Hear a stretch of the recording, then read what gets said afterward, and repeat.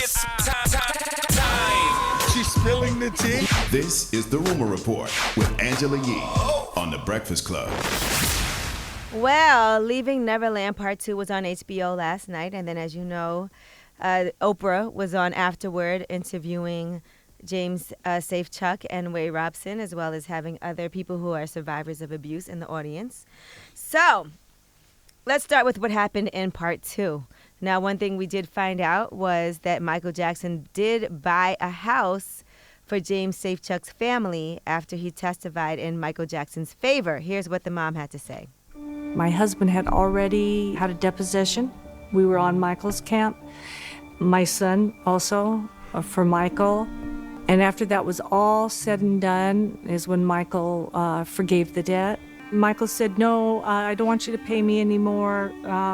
It's a gift. So he did buy us a house. It's just coincidental.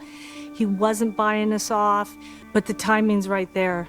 Yeah, that's when the boy was 5 years old. They needed a loan, and Michael Jackson gave him a loan. And then he low forgave interest the rates. loan. And then after he did that, he was just like, here, the house is yours. That's when he was 5, or Right. like 7 or something like that, young boy. Now, James Safechuck also talked about going in to testify on behalf of Michael Jackson. And the first time he talks about meeting with the lawyers and having like a rehearsal and mock interviews so that he knew how to answer certain questions. He said they told him the investigators would tell him they had photos of what happened, but they didn't actually have anything. So just tell them no because they don't have any photos. Just make sure you deny everything because they can't prove it. Well, the second time that Michael Jackson wanted him to come in and testify, here's what he said happened. And he asked me to testify. I said no. And he got really angry at me. And he threatened me. He threatened me with his lawyers and said that I had perjured myself years ago and that he was the best lawyers in the world and that they were going to get me. And I just said, I don't want any part of it. You'll hear nothing from me. Don't worry. I was just trying to calm him down to get him off the phone. All right. Now, Way Robson also speaks. Well, hold on. That kid, that guy, Jimmy, he didn't testify the second time because he said he knew it was wrong. And he said that he knew that other boys were probably getting touched and assaulted, so he just couldn't see himself to do it. He said he knew better, so he definitely did not want to testify the second time. And you can tell yesterday when Oprah was interviewing him, he's bad. He's in therapy now. His mom's in therapy. He still doesn't forgive his mom for allowing him to spend the night at Michael Jackson's house.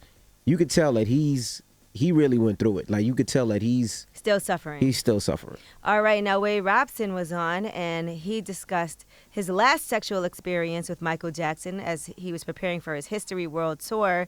He said he was 14 years old at that point. He had a major growth spurt. He was like 5'11", so he might have been the same height as Michael Jackson or maybe even taller. He said the whole physical vibe was just different, and here's what he said happened. Right away, he just went right into it. He was kind of super nervous and said, "What did you do with your underwear from last night?"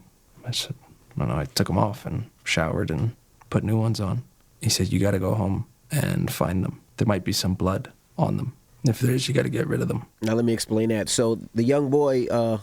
the young man, the 14-year-old, Robson. he was actually home. He just had he spent the night with Michael Jackson, and allegedly Michael Jackson tried to penetrate his butt.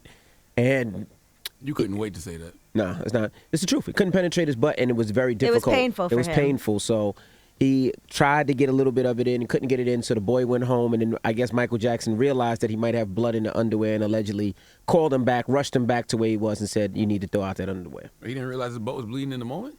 He said it was just a little bit of blood. And Oh. so he did look for his underwear and found that there were some little Specks spots of blood, yeah. in it, and then he had to get rid of the underwear. Listen, Yeah. is it just me or is it extra quiet for this documentary? Like, I think It HBO is. Well, let me finish going through It some definitely is. of what happened in case you missed it. Now, Way Robson also talks about why he testified in defense of Michael Jackson for a second time. I remember all of us sitting at dinner and Paris, his daughter, just wanting wanting her dad's attention. I remember that, just feeling really sad. What if he loses? What if he goes to jail? You know, and these are the last couple of times that they see their daddy, which built my conviction even that much more to save him.